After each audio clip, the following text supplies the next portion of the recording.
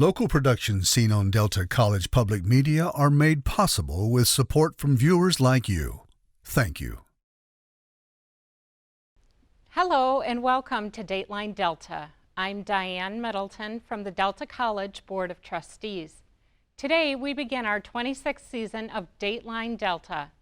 On today's show, we will learn about a new free campus bus program through Saginaw Stars and see the dedication of Delta College's new Public Media Center. We will have an interview with Delta's president, Dr. Michael Gavin, and learn about the Saginaw Academy of Excellence. To wrap up today's program, we'll visit the Possible Dream program and preview the Chocolate Affair.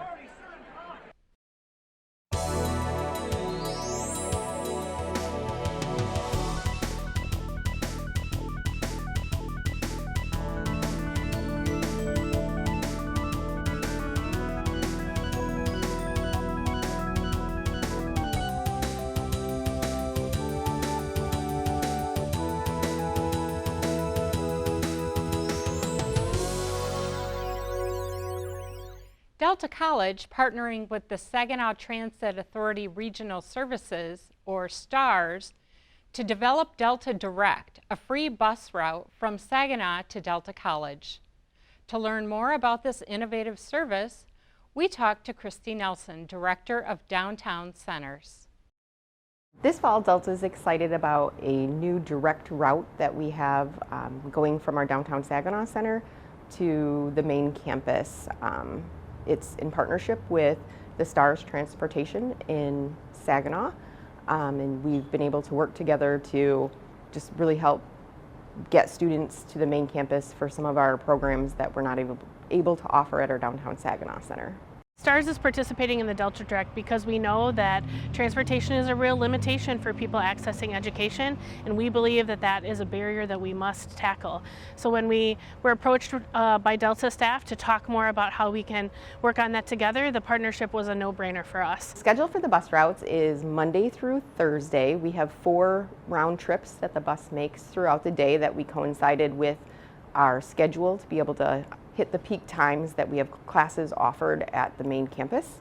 And it's convenient for students to be able to get out there for the occupational programs such as welding or some of our health programs. And it just makes it convenient because it's a direct route. This is really convenient for our students. They can park right at the Delta Downtown Saginaw parking lot, which is right across the street from the STARS station where the Delta Direct line leaves from. Well, it's convenient for me. Instead of driving all the way out there, I can catch the bus to Delta. It makes my classes on time. I use this bus because I like riding it. You get to meet like a whole lot of new people and stuff. And like people who just come and go for a ride, it's just a nice experience. I ride this bus because I really don't have a reliable mode of transportation out to Delta, and so this is the best way for me to get out to Delta. The reason why Delta focused on transportation in Saginaw is because we had students directly that we were seeing that had unique challenges with transportation. Many of our students depended on the public busing system and don't have cars to be able to drive out to the main campus. So we took this STARS and Delta partner together, and we took this to our college president, and he was in support of breaking down this barrier for students. If you're interested in more information about the Delta Direct bus line, please visit websites on the screen.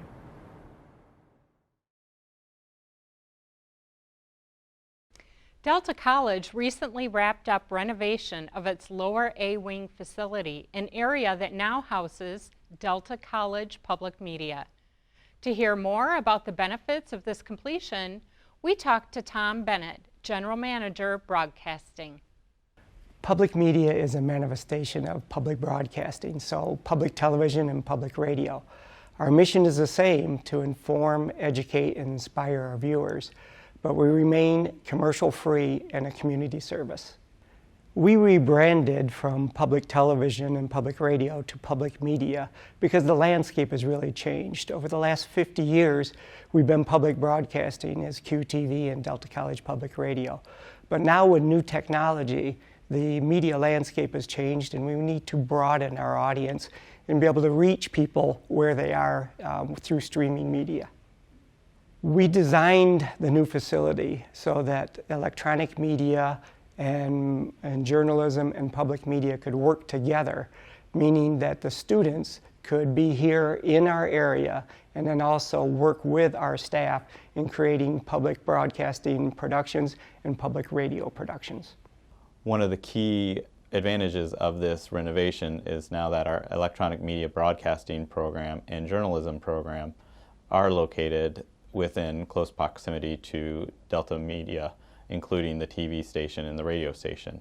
There's been a long tradition of our students interning with these programs, and now they're able to continue this tradition and see these opportunities close at hand even before they begin this. We had an open house back in September that allowed the public to come in and see the new renovated area. It allowed not only the staff to interact with the public, but also students, and it'll showcase what's going to be capable here in the future. We're really excited about the new facility, and we want to encourage everyone who wants to come on down, take a look, and come on through. You'll see students working in the area, you'll see our staff working in the area, and you'll see our beautiful courtyard that it's now open to the public. Dateline Delta recently had the opportunity to sit down with Delta College President Dr. Michael Gavin to discuss the start of another school year. Dr. Gavin, welcome back to Dateline Delta, and thank you so much for taking time out of your day to talk with us. Happy to do it. I appreciate being asked. Thank you. I'll jump right into the questions. What trends are you seeing in Delta's fall enrollment figures? We're seeing some pretty hopeful trends, actually. So we are up about 3% in enrollment since last year. And on top of that, we've also retained 3% more students than we did last year, which is a fancy way of saying more students have returned after their first year here. That bodes well for our economy as we were looking at students completing their degrees and getting into life-sustaining wages as a result. One of the trends that we're also seeing is that students are, by and far, electing to take some face-to-face classes as well as remain some online. So we're trying to be as flexible as possible with how we offer education to our students through different modalities. And since this will be airing right in time, we are also offering for the first time a scaled version of what we're calling second half fall semester classes that begin mid-October. And we're seeing those classes fill quite well as well. So we're hopeful that we'll even be further up by the time people are watching this. So you've been president for just over a year now. Can you tell us some of the highlights and accomplishments of Delta during that time? Yeah, I think one of the major accomplishments that we've achieved is that we've collected a lot of information from the community as well as our internal employees, some students as well, and we are all marching in the same direction. That direction is simply that we want to increase the number and percent of students who complete their degrees, and we want to do so in an equitable way. And that's a way of saying that no matter what demographic one comes from, that we want the institution to serve that demographic just as well as any other. So at the end of the day, we want to make sure that all students, no matter where they come from, complete at the same level as everybody else. We're putting a lot of resources behind that to include the hiring of Dr. Pam Ross McLean, who was our first and inaugural Chief Officer of Culture, Belonging, and Community Building. The title speaks for itself, but the accomplishment that I'm most proud of is that the campus is starting to feel a little bit different. We're getting that feedback from employees as well as students that although everything might not be perfect, we do think that the culture is shifting in such a way that even students who are having a hard time maybe applying are running into the correct people, and they're walking them through the process, and ultimately we're trying to live by the mantra that you belong here, and so that everybody knows that Delta is the place where you can come to feel like your second home, even whether you're a person who works here or a student coming to learn more. When you started in July of 2021, remote work and study was common. Now that we're back to normal, how are things changed? I think they've changed significantly in ways that people might not have anticipated.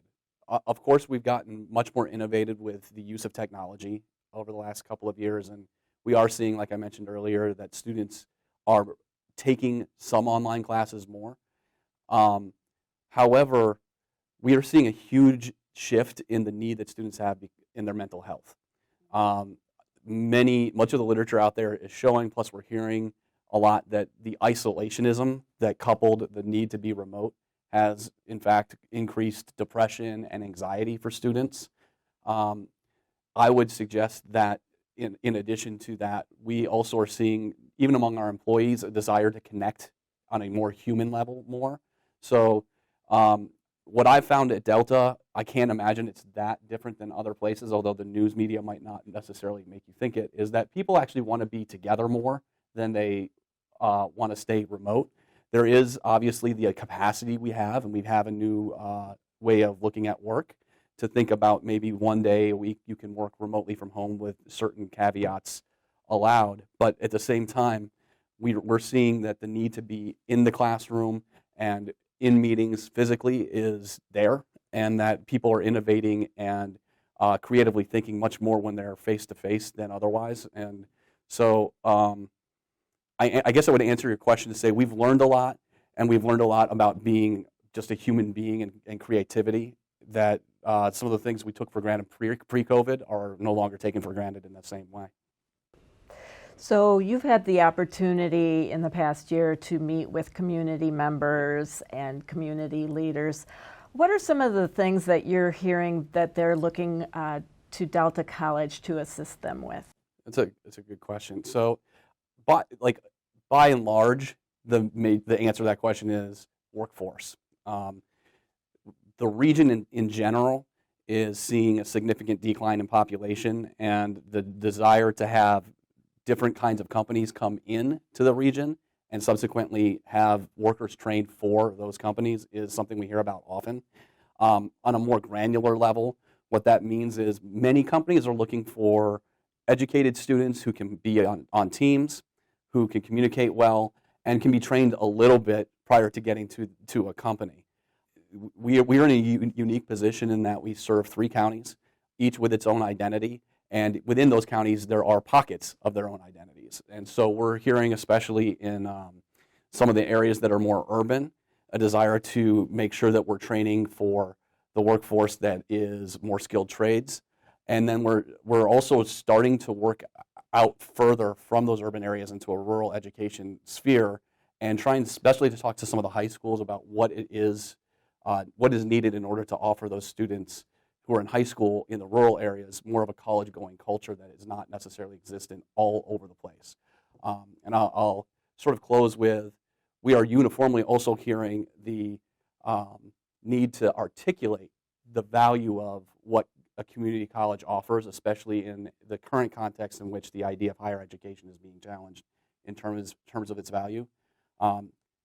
Candidly, it's a pretty simple thing to articulate. We offer a quality education at a lower price, and often can get one into a middle-class lifestyle with a 2-year degree. And so we need to do a really good job about articulating that, is one of the things that we hear, and we're doing our best to do. Are there any national, state, or local developments that might lead to new or different programs at Delta?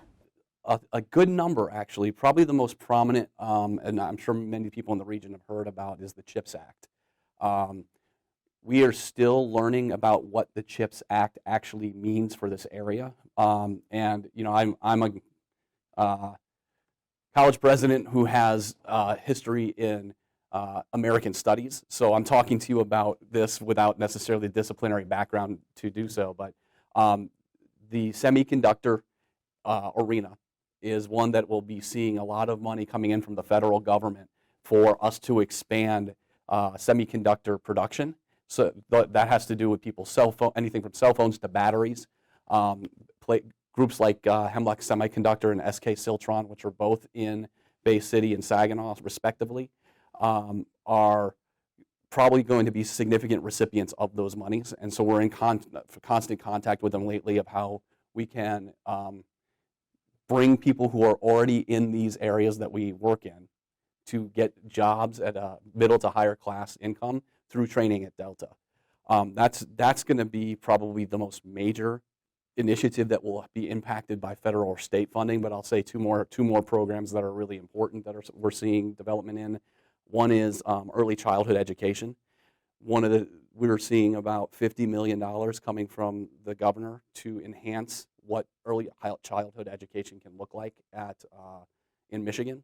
There's a huge shortage, as many people know. One of the problems that we're seeing, however, is the salary that those folks make after they graduate. So we have no shortage of the ability to train those professionals. It's more about the job that they might get in terms of salary that needs to be solved. And then the latter part, very much related, is we're seeing, like many other states, a great shortage in teachers. So we're working very closely already with Bay and Saginaw counties. We intend to, I just haven't talked to Midland yet, but we intend to develop grow your own programs for teachers, for potential teachers, for either people who are paraprofessionals in the high schools already and or dual enrollment programs that can get students who are qualified teaching certificates quicker so that we can grow our own teachers here in this area. You probably don't get a lot of this, but what do you and your family enjoy doing in your free time? We are avid hikers.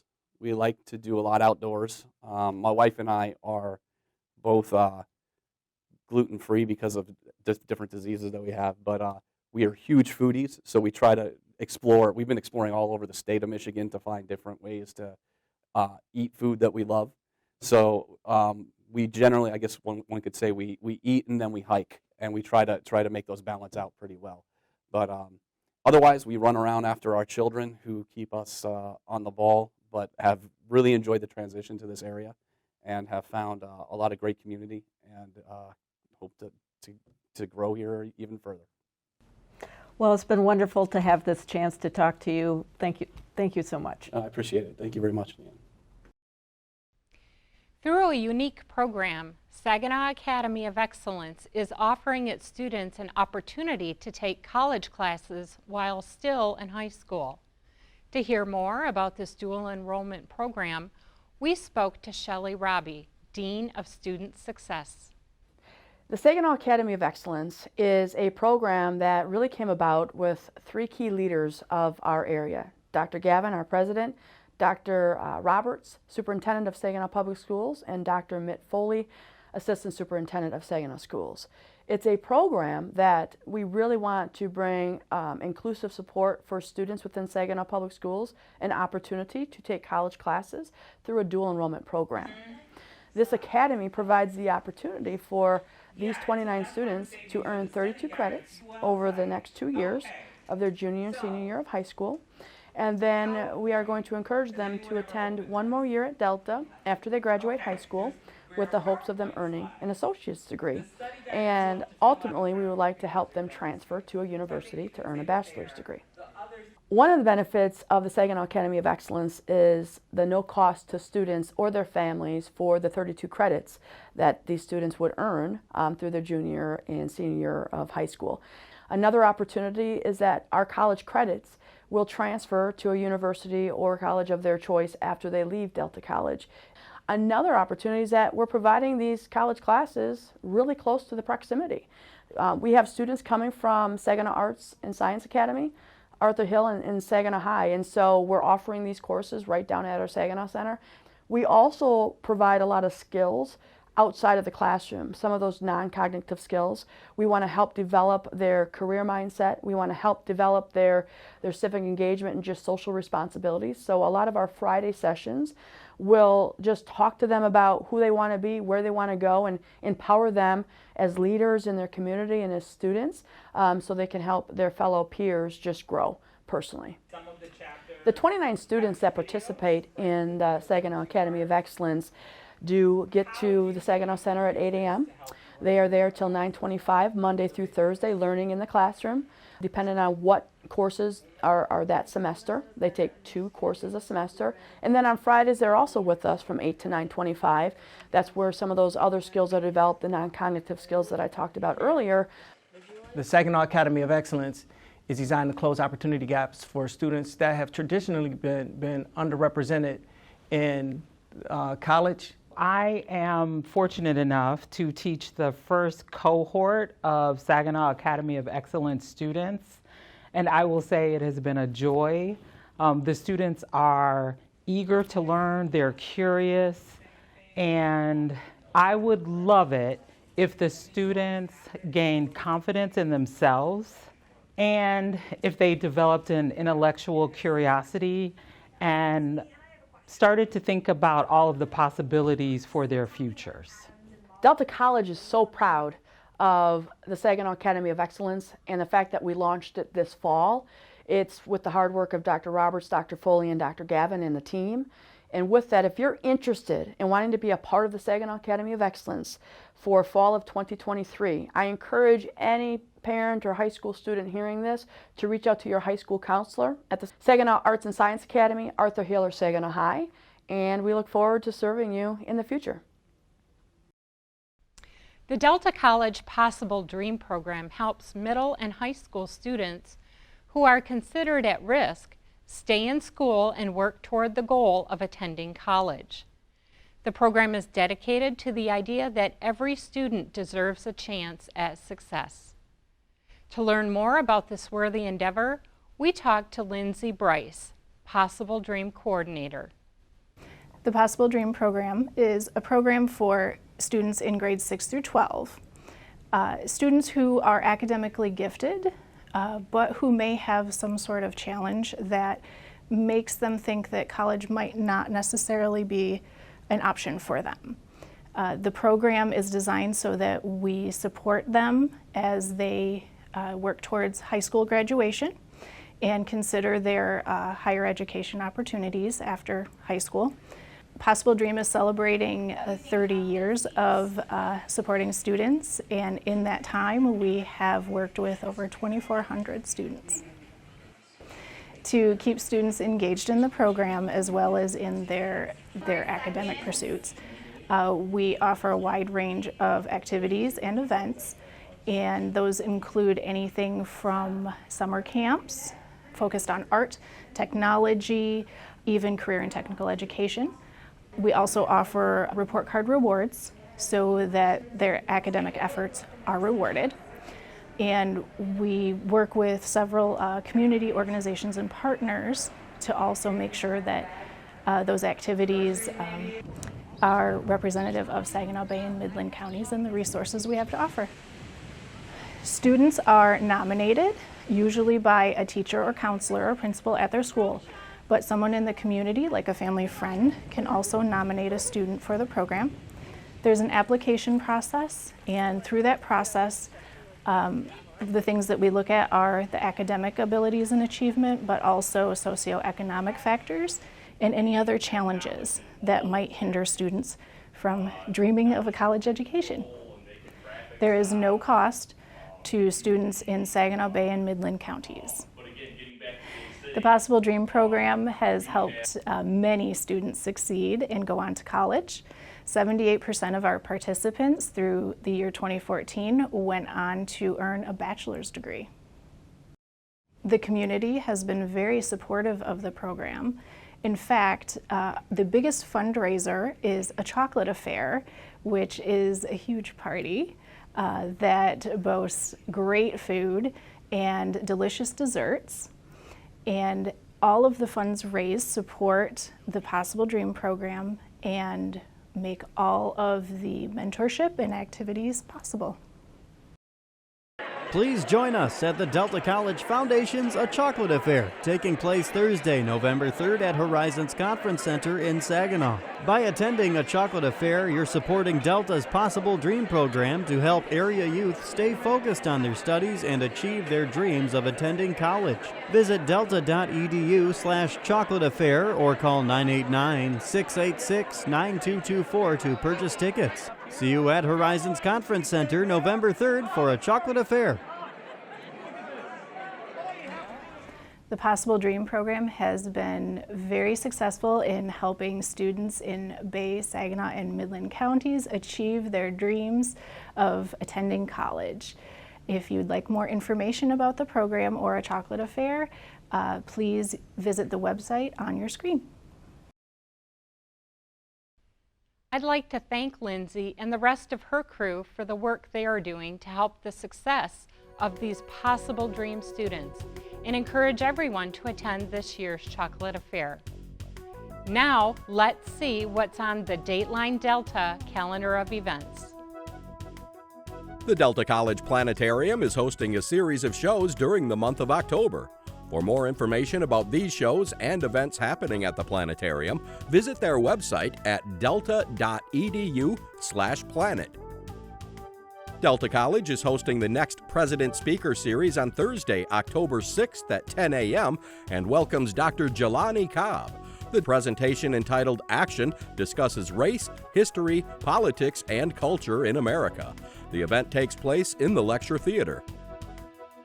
Delta College is hosting a fan forum, Families Against Narcotics, on Thursday, October 13th from 6 to 8 p.m. The event takes place in Conference Room N007.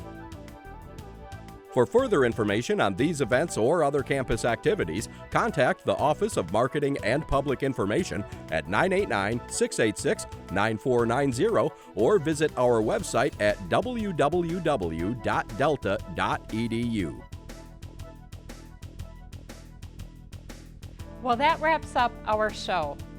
Please join us again on October 30th when we highlight what's happening here at Delta College, one of America's leading community colleges. Now, I leave you with the sights and sounds of Delta College. For Dateline Delta, I'm Diane Middleton.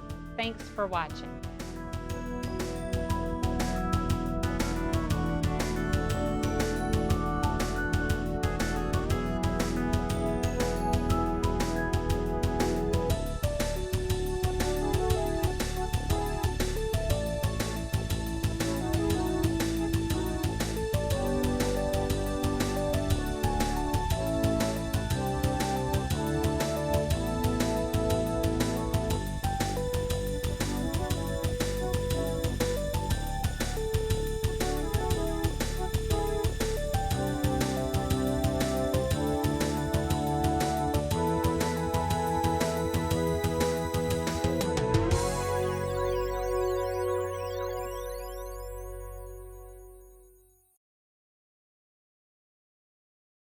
Local productions seen on Delta College Public Media are made possible with support from viewers like you. Thank you.